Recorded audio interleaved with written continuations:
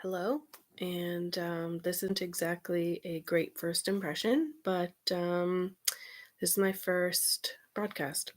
Um, so I've got a few notes just to kind of keep me in line, but one of the things I want to talk about is something called complex post traumatic stress disorder. Something I call it is the complex performance track stress disorder, simply because it is something that is a new-ish diagnosis, and it sounds really weird to say, but it covers what used to be called something like borderline personality disorder, or something like dissociative identity disorder, or something like hysteria. So, just we're now in what, 2019, and the DSMV is constantly trying to update and learn more and all that kind of stuff. But the reason I'm doing this is because there's a number of programs where people are being tracked through here in Canada.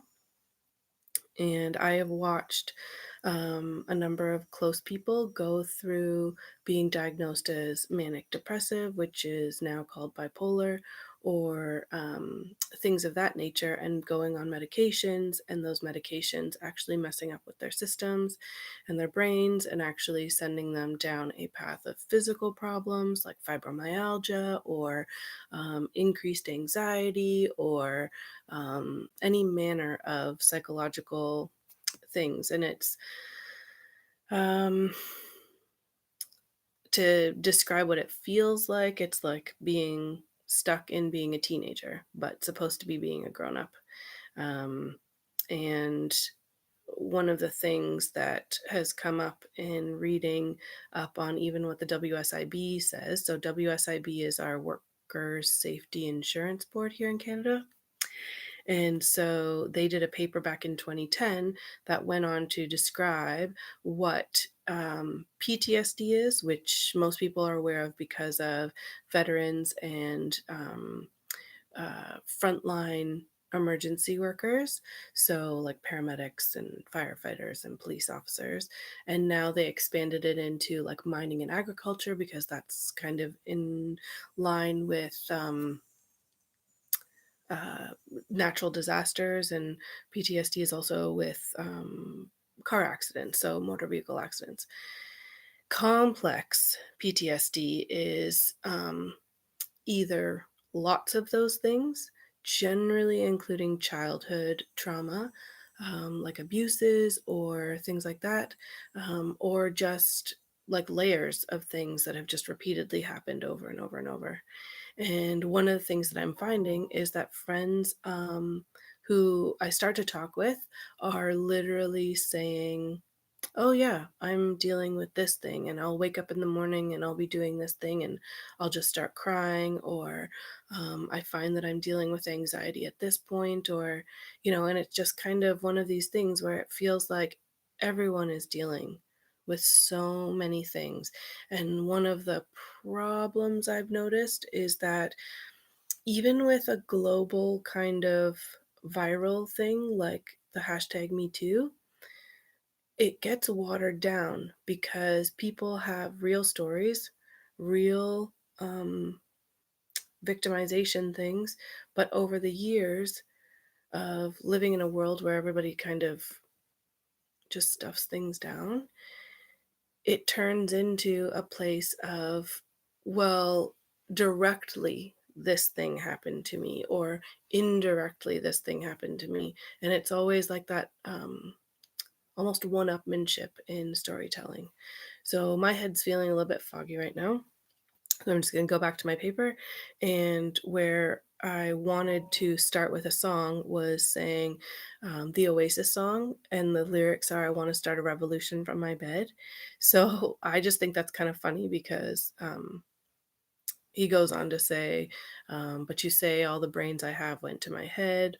And it's just essentially we get so bogged down with thoughts and feelings and self doubt and um, the idea that we have to behave a certain way, or the idea that we have to perform a certain way.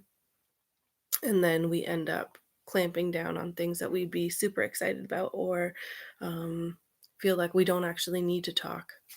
Um, I have no idea if anyone's actually interested in hearing anything about this. The only reason I'm doing it is because the few people that I am interacting with are saying that it is something that they want to hear a little bit more about. So I have gone online and found a few resources. So one that I found really helpful is wsiat.on.ca, and that is the WSIB post traumatic stress disorder discussion paper prepared for an appeals tribunal. It was written in February 2010 and revised in 2015, prepared by Dr. Diane Whitney.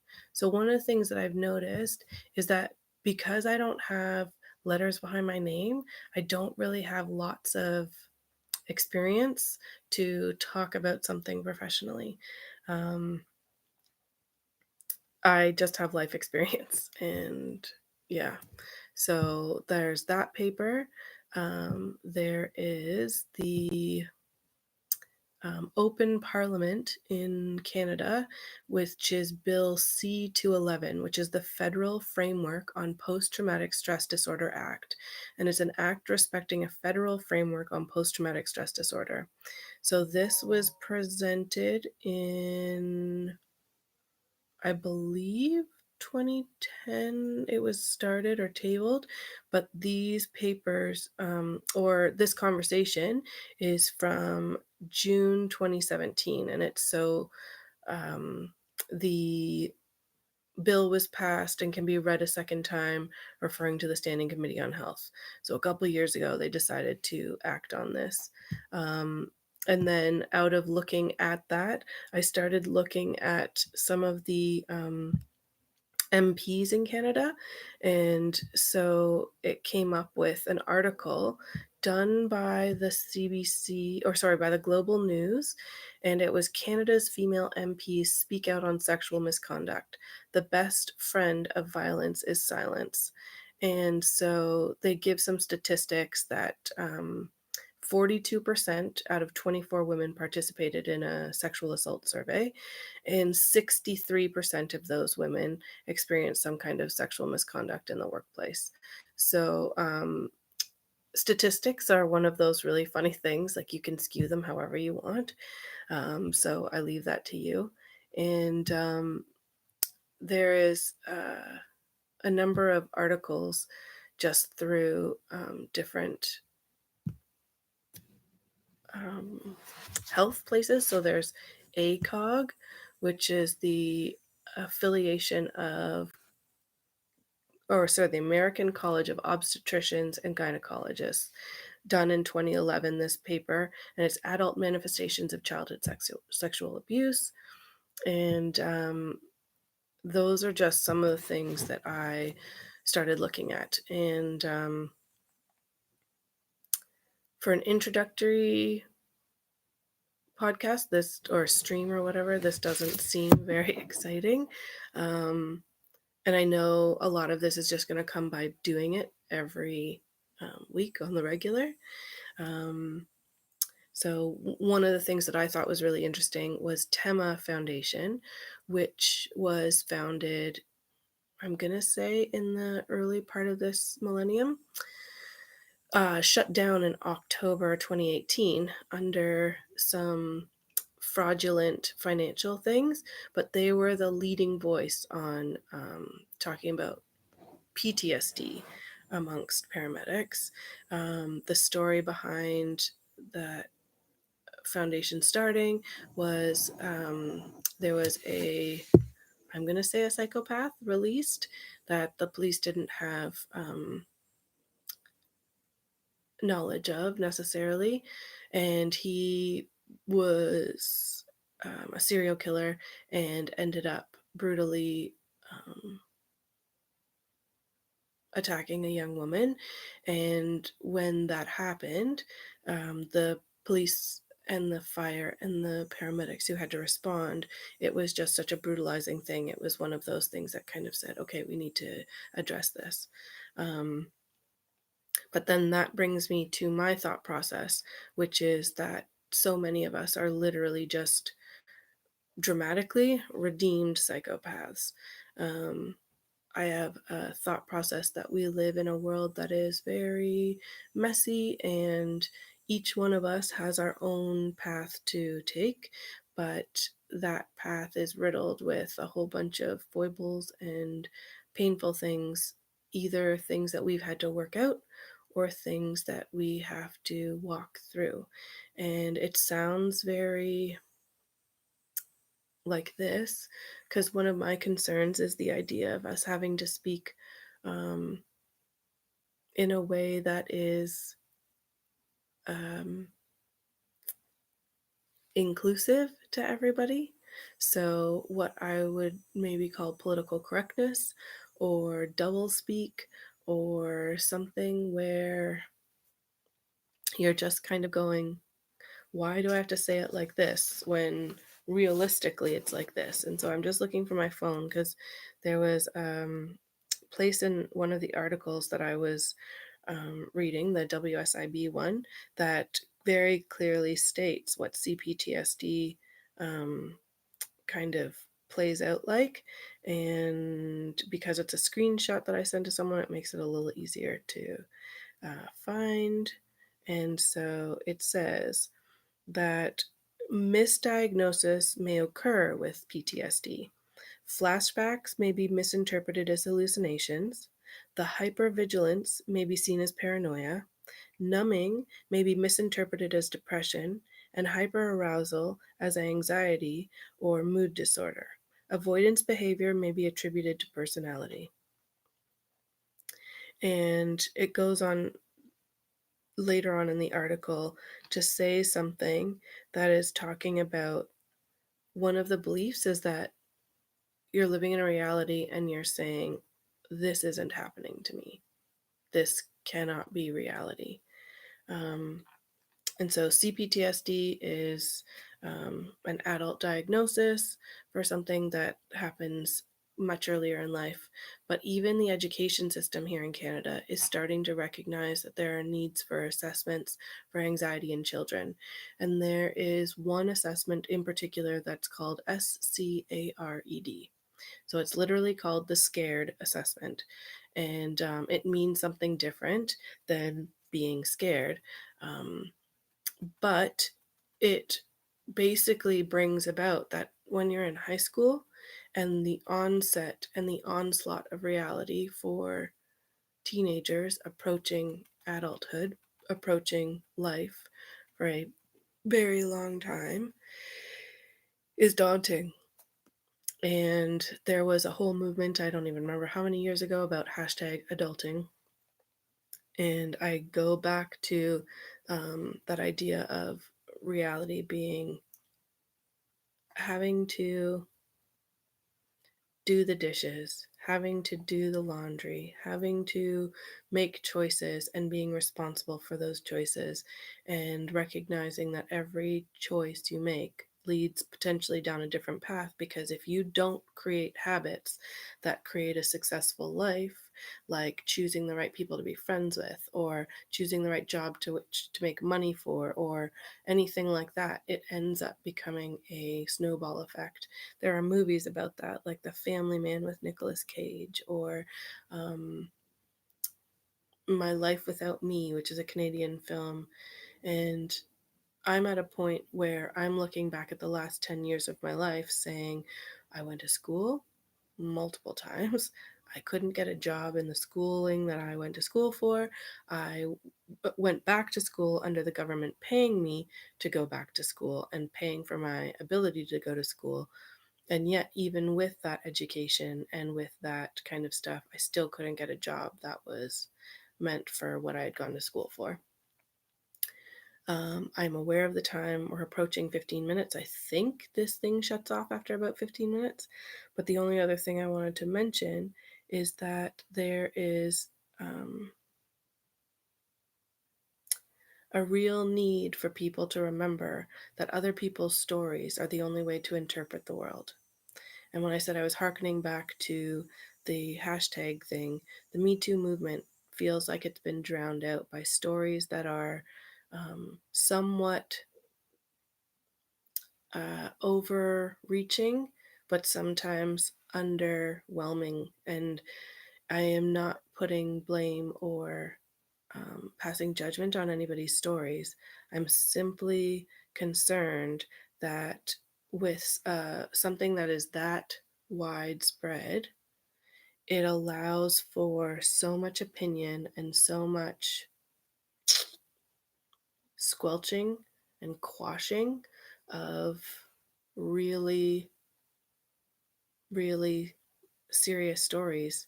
And in the squelching and the quashing, it's these um, divergence of or digression of conversation topics that turn into this spiraling of like useless information or what about these people. And it was the same thing with Black Lives Matter, and people were like, well, don't regular lives matter? And it's just like, okay, but can you not hear that there's a time and a space?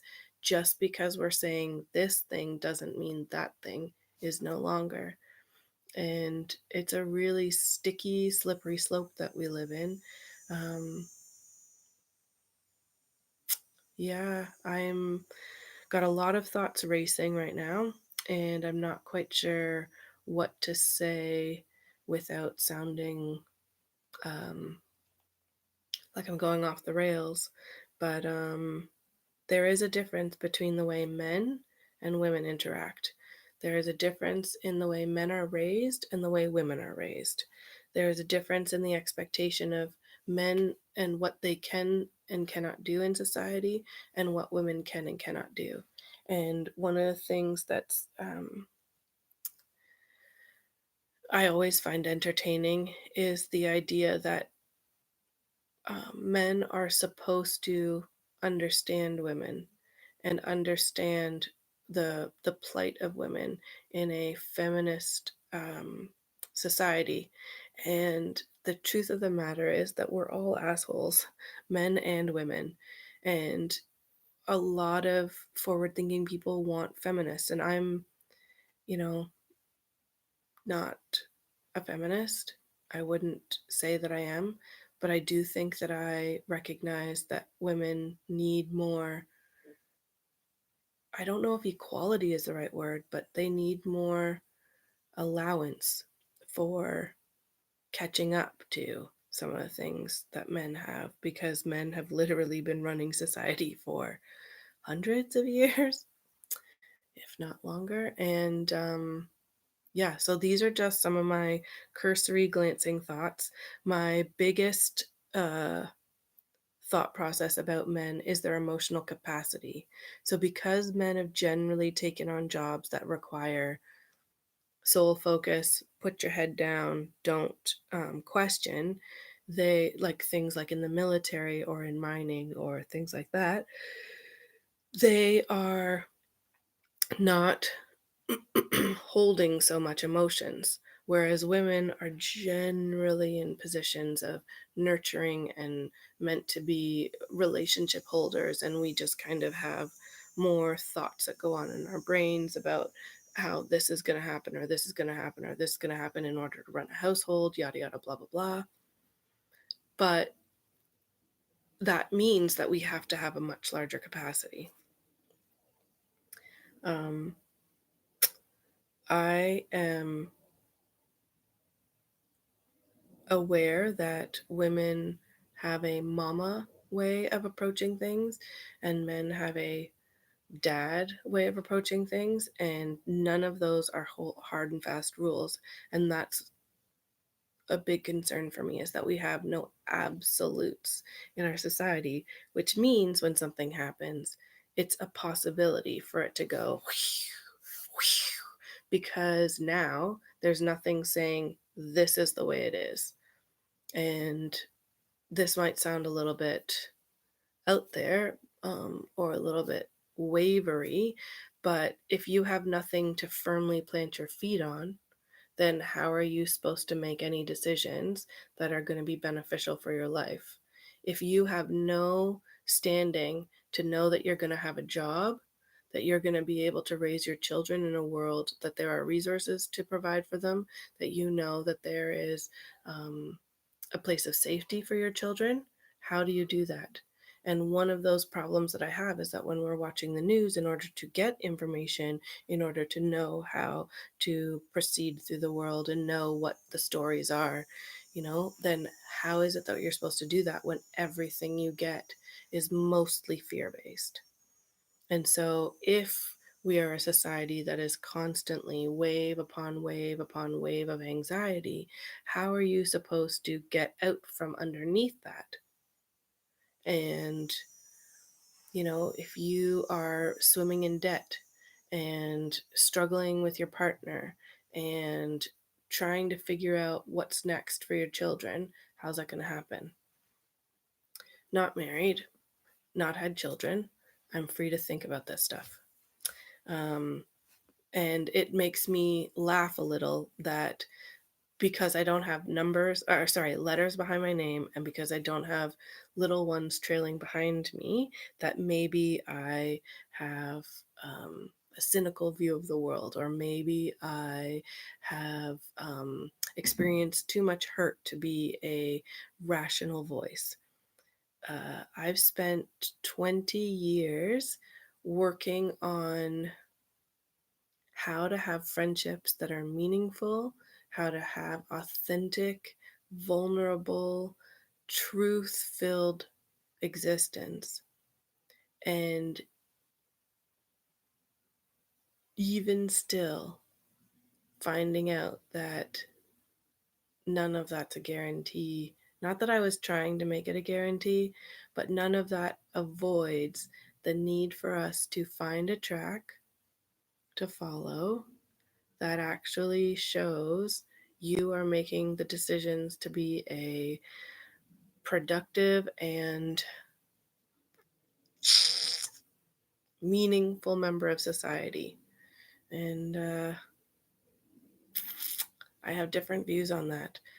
So, um, yeah, it's led to some very interesting conversations, some very interesting debates, some very interesting thought processes. So, one thought process is the patriarchy and how men have been gaslighting women for a long time. I go back to the diagnosis of CPTSD and what used to be called hysteria. And one of the stories is that doctors would basically bring women to orgasm. And so, one of thoughts is that if women are, what's the word? Held back from having orgasm due to stress, due to anxiety, due to depression, due to a partner that's not available, due to differing work schedules, due to shame, guilt, fear, pressure, any of those things, then that serves as a buildup for not being able to feel freedom or um, release to be able to go about your day knowing that the world isn't going to fall apart on you. And yet, fast forward to a generation of people who are saying, I am going to take every day as it comes. I am going to do everything I can to enjoy myself and choose the things and make money, and I know how to play the game. But every partner that you choose to sleep with brings about another layer of a part of you being taken away. And so when you get older and start to look back on your life and start to look at, am I ashamed for these things? Am I feeling guilty for these things? Am I afraid of these things?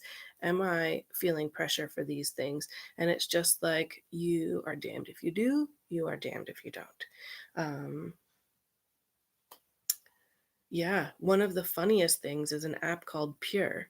And in this day and age, that word maybe doesn't mean the same thing that it did, but pure sex is what they're getting at, as opposed to the puritanical view of, I guess, the Victorian age. And I do this and I am pointing at pictures of Britain, because Canadians often are likened to the British because that's where we came from. That's another thing that I've been doing is looking at how our country started and realizing that every single prime minister was in some kind of cahoots with a bribery or a deal that went wrong or some kind of thing. That's a whole other story. But Britain is a country founded on, our civilization founded on politeness and rescuing the world from savages and having ways of processing and um, conducting yourself in public. And these are lots of thoughts flying around. And to bring some cohesiveness, essentially, every generation has an idea of how the next generation is supposed to move forward and has the pressure of the generation before them telling them that they are doing it wrong for this and this and this reason. So there is a disconnect between family members, namely mothers or fathers with their children. There's a disconnect between siblings sometimes because siblings see the family unit in different lights because of personality or because of their own personal experience, whether they're a male or a female, whether they were sensitive or logical or, any of these things. And it just keeps going. Like, however you want to break that down, there are factions. When you go to school, there's this group, there's this group, there's this group, there's this group. So, people are bullied. When you go into the workplace, there's this level, there's this um, uh, opportunity for work, there's this um, uh, lunchtime, there's this. Uh,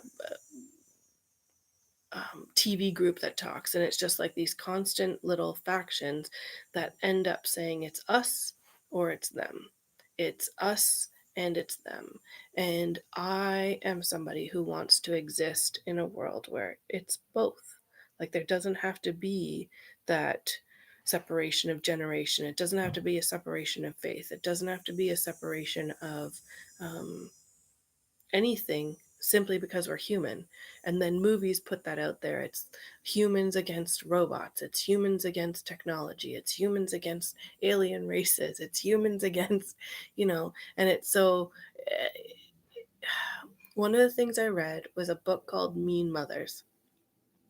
And in there, it talks about how, at the core of us, so I'm pointing to my brain because that's what I'm thinking about, that there is a place in your hippocampus or your amygdala or in that root part of us that says